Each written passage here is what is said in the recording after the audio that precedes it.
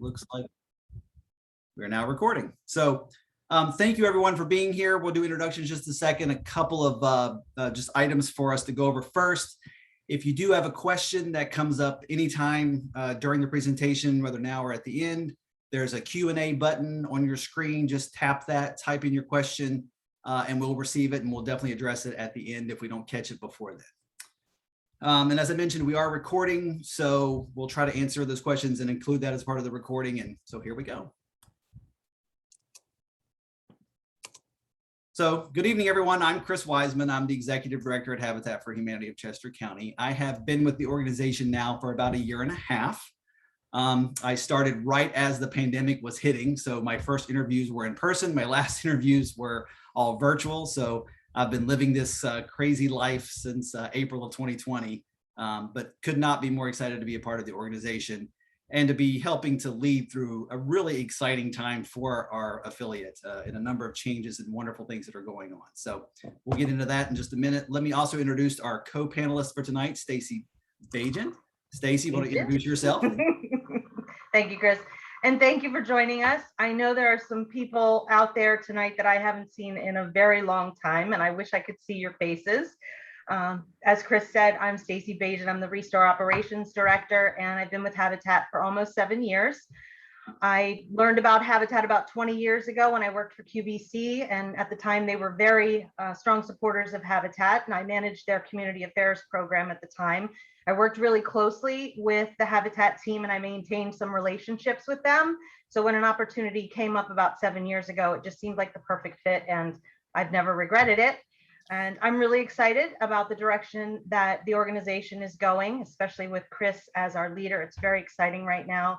And I hope you'll all join me in that excitement as you hear about what we've been doing and where we're going. So thank you, Chris. Thank you, Stacy. So I know everyone is tuned in for a big announcement, and we will get to that at the end. But while I have the audience and while I have the opportunity to talk a little bit about Habitat, let me give you just a really quick update on a couple things, and also just talk a little bit about the Habitat model and how that works. So everyone knows that our primary mission is to make sure that everybody has an affordable and safe place to live. And so I always want to make sure that any opportunity I have, I want to talk about how Habitat home ownership works.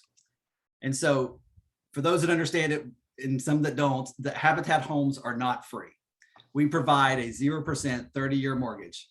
And that first mortgage is structured so that the homeowner can be able to pay what they can afford. So typically, we want to make sure that they're not paying more than 30% of their income towards housing. And so we make that first mortgage really affordable for them to be able to come in and be successful right from day one.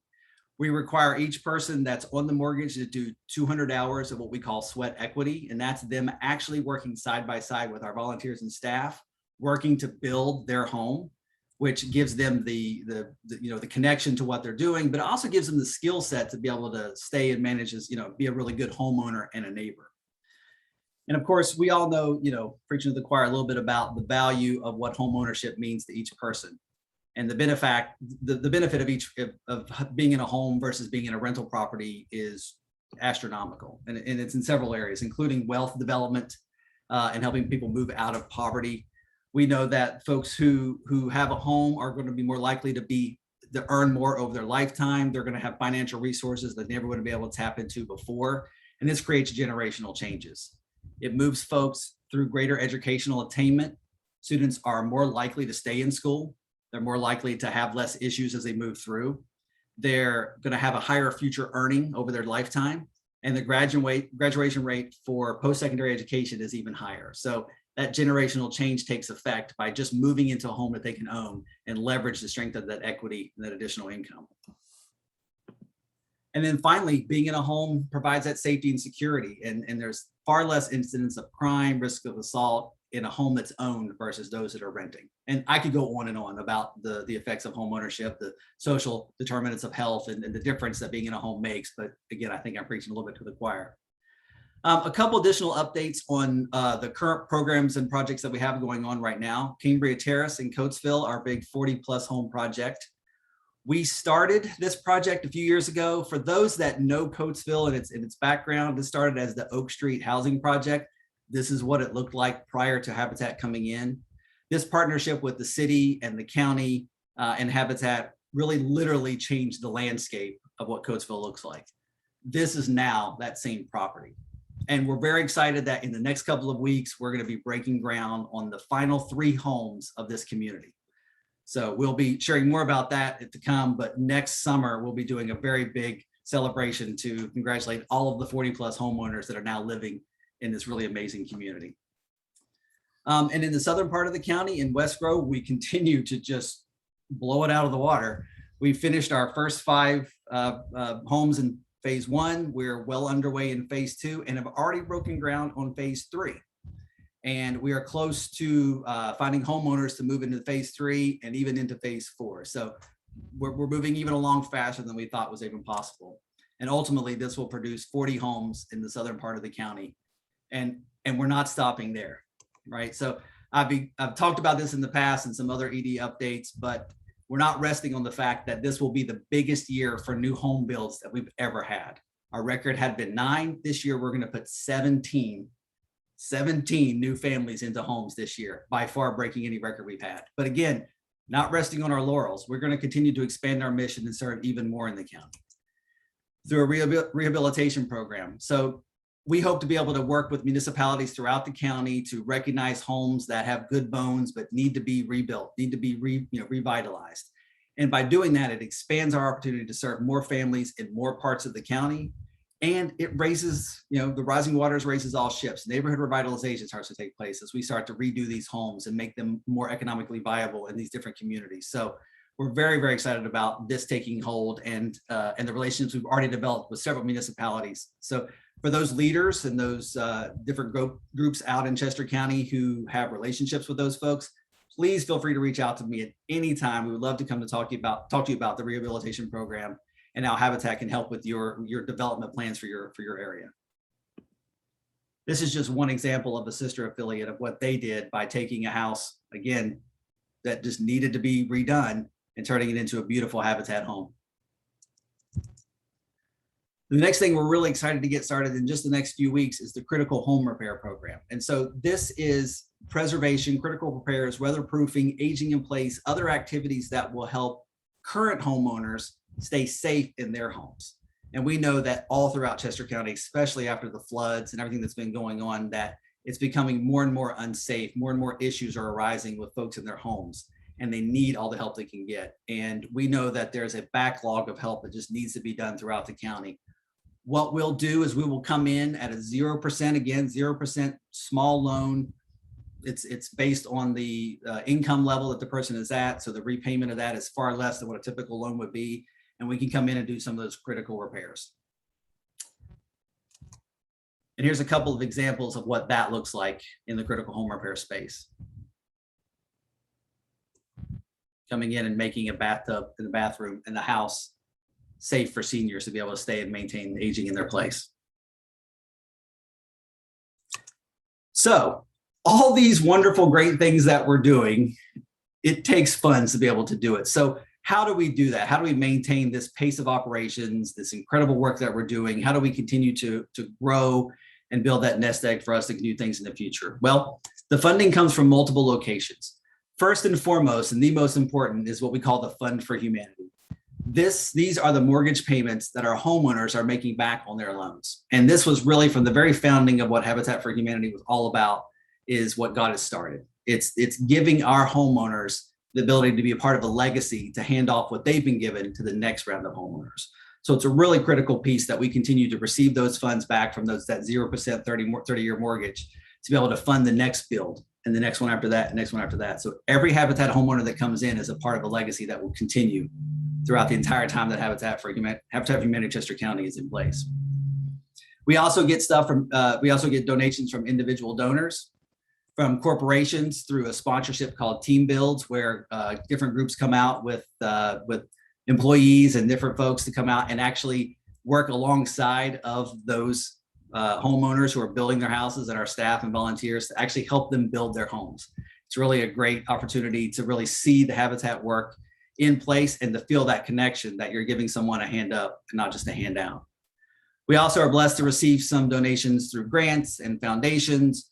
We get some funding through the government, mostly through the local county, and some through the municipalities.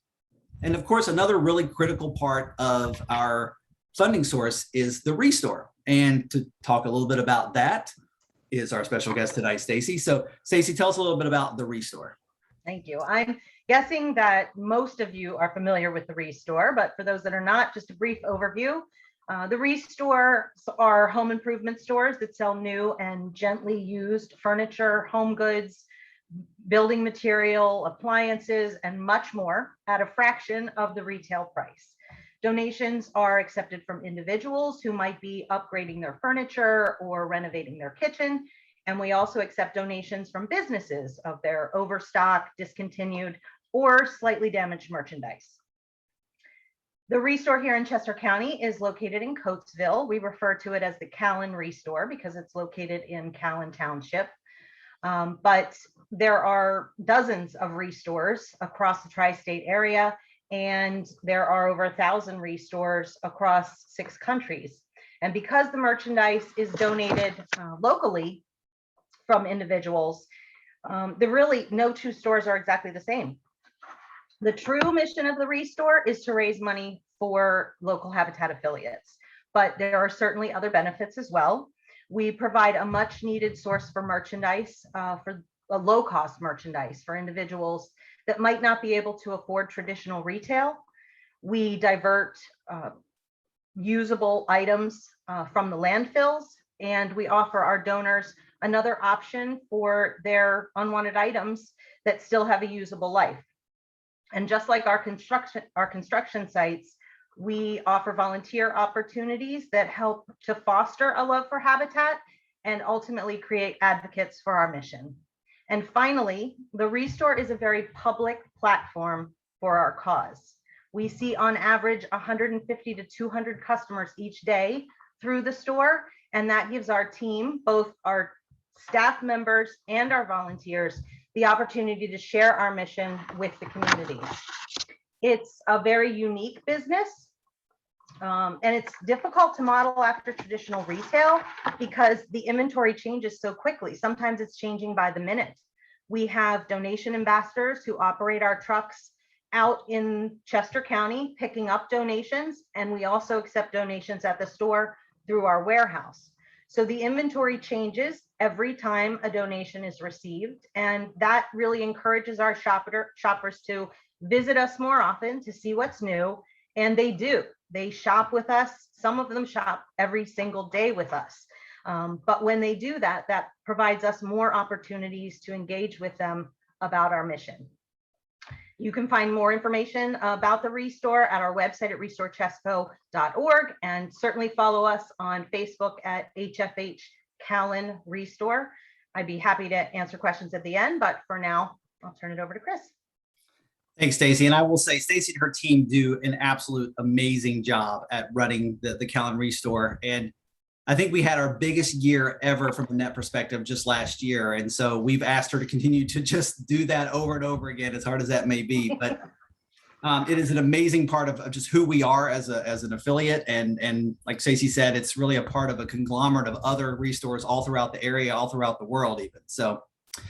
So that brings us to the big announcement. In case you haven't figured it out yet, or haven't been in on the worst kept secret in Habitat's history, we are extremely, extremely excited to announce a brand new ReStore.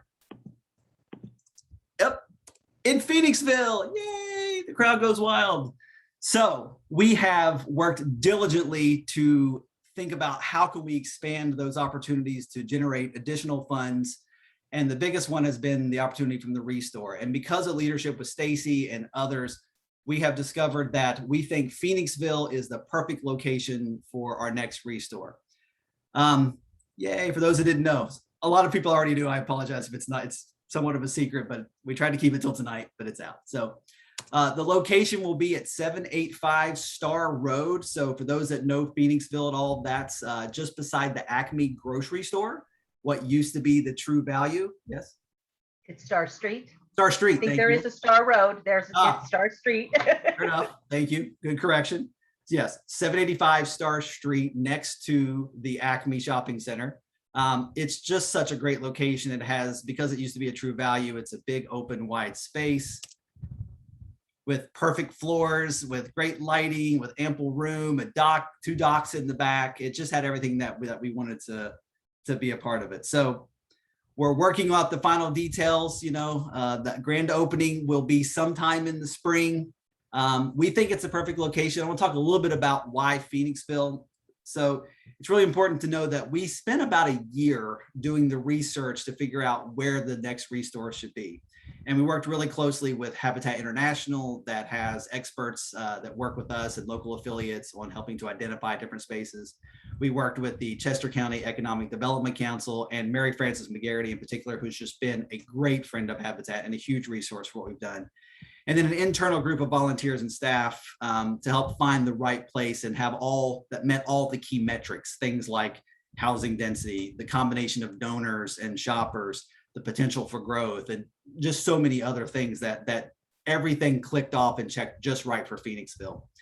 And I will say, having now been to several different events in Phoenixville and just getting to know the different groups in Phoenixville, we are in love with Phoenixville. We could not be more excited to expand the operations of Habitat for Chester County throughout the entire county. Now having builds in the southern part, on the western part, a ReStore on the eastern part.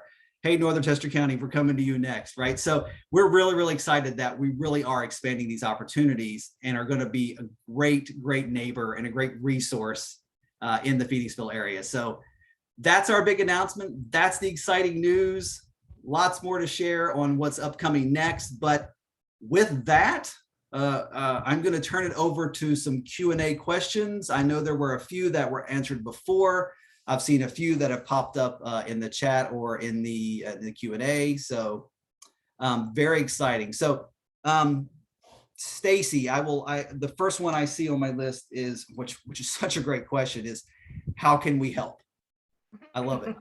So maybe talk a little bit about volunteer opportunities and other things. Yeah, like that. I mean, we always love our volunteers, and in an established store, we have regular volunteers that come in once a week, or they come in 4 days a week, every day that we're open now. But with this new store, there's lots of other opportunities. I just met with our team today to look at the groups of volunteers that can come in to help with anything from the painting, help with the demo, and we have some minor renovations that we need to do, just to knock down a wall and add an office and some minor things, but we can absolutely use some help there.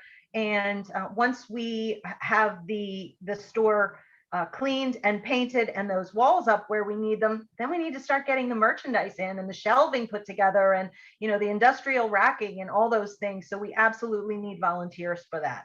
And obviously, spreading the word. That's the best way to help. Spread the word.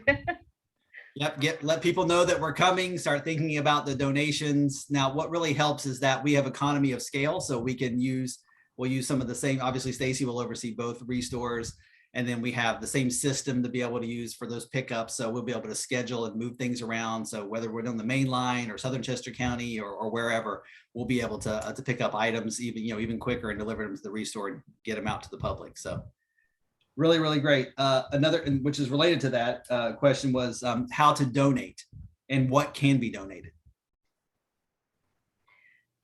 So you can visit our website. I mentioned that earlier, restorechesco.org. You can always drop off your donations to our store here in Coatesville. Once the new store is up and running, actually we'll probably start accepting donations through the warehouse before the store even opens. But if you have larger items that require a truck and 2 people, we offer the free pickup service, and you can just fill out the form online, and we'll try to schedule a pickup for you. Another question came up of how many homes can profit from a ReStore? How many homes can be built typically from a ReStore, from the proceeds there? And we've now gotten to that level, which had been sort of the goal for a while, that the net proceeds each year definitely go back to build at least 1 home. And we'll fund more than just the home builds now too, because with the critical home repair and the rehabilitations, those funds will go even further. So you can count on each one of these ReStores being able to build at least one of those 10 to 15, 17 this year homes that we hope to continue to do new each year. So it's absolutely a critical part of how we get our funding, and as Stacy said, how we tell our story and how we put the word out of what we do. So another question came up, which is a fantastic question of, we had a former ReStore in Kennett Square and it didn't work. So what has changed now that Chester County can support a second ReStore? And believe me, that was a question that was posed right from the very beginning, and was at the forefront of everything that we did as we started to look at what the metrics were for what this would work. And if we kind of work backwards, we decided to start with what's working where we currently are. And a lot of the things that we determined that work in Caln also exist in Phoenixville. But we had probably, Stacy, I'm not lying, 50 different metrics that we applied everything in from I mentioned some of those with housing density, but drive times and traffic flows and just so many different things. And there were a number of places that, as we started to look, didn't quite check every box. We took that same criteria and applied it to the Kennett store, and there were just a number of things that, if we were looking at it now, we probably wouldn't have opened that store. It just wouldn't have been able to be supported the same way that we think the one in Phoenixville can be. So rest assured that the agita that we all feel on opening a second store is a lot less, because we have worked really, really diligently with all of those groups to make sure that every one of those metrics that we were hoped to hit would be hit. And I would say, one of the other things that kind of came up as one of these questions was the size. It's similar in size to our current one, a little bit smaller, but not much. So it will look and act very similar to the current ReStore. So anything to add to that, Stacy? No, I was going to say it's just slightly smaller. And, we've talked about that a lot, that we really are comfortable and know how to run a small store. We know how to keep that product flowing and how to price things appropriately so that we keep it moving and the product stays fresh, which is what draws people in. And I think that with a small warehouse space and a small store, I believe that we've gotten that formula right. Yeah, I think so. Similar to that question, another one came up about, would we consider opening a third ReStore or some version of that, which I see Stacey starting to sweat a little bit about the idea of a third one. Hold on to that a little bit. Yeah. What's really great about our ReStore and the way we work with other affiliates is we also work closely with folks from Bucks, Montdelco, Philly, Southern, Delaware. We look at really everywhere where there's other ReStores and where they might fit and where they might make sense. And so we certainly aren't opposed to the idea of, once we get the second ReStore up and running, looking at other ideas. There are other models than our typical ReStore that might be beneficial to have in different parts of the county. There are some folks that, instead of being the traditional, home goods, they actually really focus more on repair. And so getting slightly donated, washing machines, refrigerators, or being a repair service and then putting them back out into service, that's something that maybe might work in a smaller location with a less of an impact of all those needs that we have to be met to make the full retail of part of it work. But we're certainly not, gonna say no to any other, possible location. And once we are running at full speed, and this is another really critical part too, that I have to give huge credit for the team at the ReStore, is before we were really ready to jump to the next, to having another ReStore, we needed to really make sure we were really running on all cylinders, that we're really maximizing the current location. And we've had such incredible growth under Stacy's leadership and over the last several years. And we're really at that point where we feel like it's cooking, the gas is fully down and we're just really running it as hard as we can, which has given us the capacity to be able to do that, to open the second store. So, but a third one, Stacy, maybe someday. We'll see. We're not opposed to it. A couple other, it's great because I've got a couple other questions outside of the ReStore, but a couple other ReStore questions I want to answer first. A couple people asked about sales or special events and how prices are determined. You talk a little bit about that? Yes. So sales are determined on a week-to-week basis. We basically try to price the merchandise at least 50% off traditional retail. Sometimes that's hard to determine what that retail price is based on the age of the item. So it's sort of a crapshoot at times. But we know that if an item sits on the floor for 3 or 4 weeks, we've priced it too high. If it flies out the door in 24 hours, maybe we priced it too low. And so it is, we just learn over time, which is why it's so important to retain our employees, because they have so much knowledge that you can't just put into a booklet. So the pricing structure, is critical, and we have a rotating discount, an automatic discount system in place, so that basically the blue tags are at 100% today when they come in, but next week we rotate that and it's automatically 25% off. And so there's no repricing of anything. Perfect. And sales or special events? Yeah, I mean, occasionally we will have, a special event in the store around, Earth Day, or we recently just did an electronic waste recycling event, and we try to promote that through Facebook. And the sales are promoted also through Facebook. Periodically, when we have an overflow of items, if we have, a lot of one particular thing, maybe lighting, then we'll promote that that's on sale.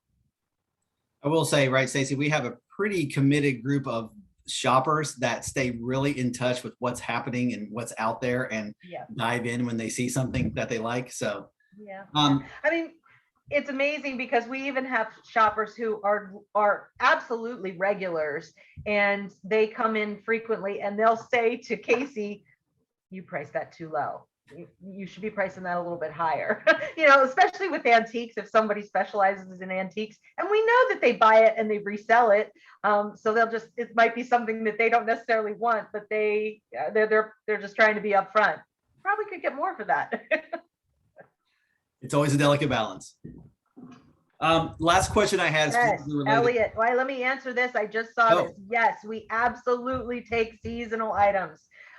This is the best time. I mean, we take Christmas items all year long, but we already have Christmas on the floor. If you're getting it out now, you kind of missed the last couple of weeks as people are buying it.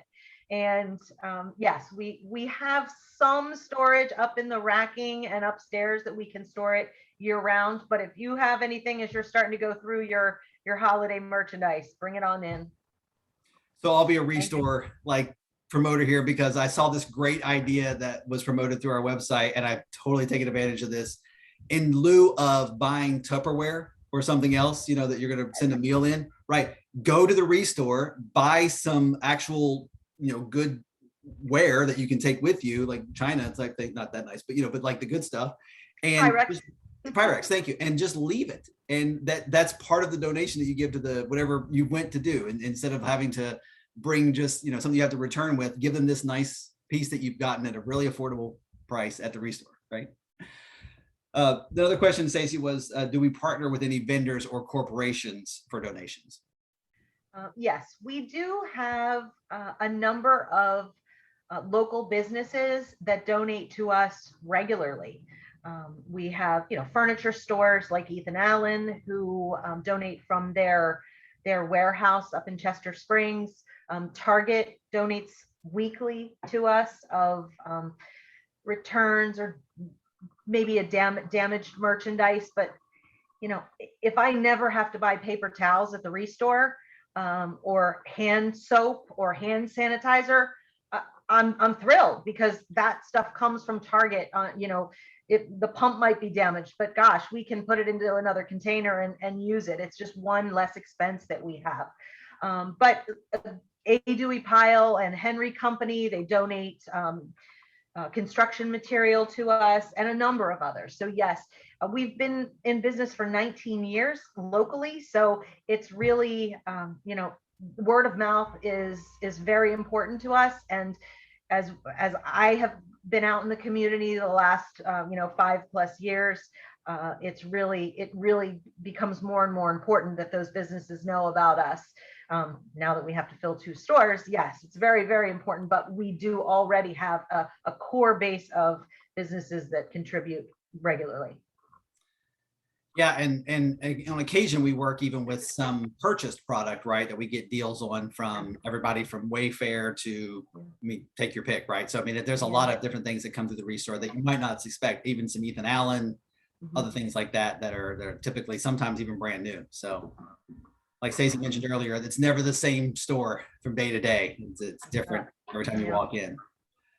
I don't see any other questions specifically to the ReStore, but I do have a few other questions in general I'll try to run through. So one question Elliot asked actually about the 17 families that we're going to serve this year. What's our goal next year? So we're going to start thinking about this a little bit differently going into next year. We're going to start thinking about not just the number of families that we put into new homes, but about the number of families that we serve. And so we hope that next year we're going to have 10 to 15 families that we're going to put into new homes, and some of those being rehabilitated homes.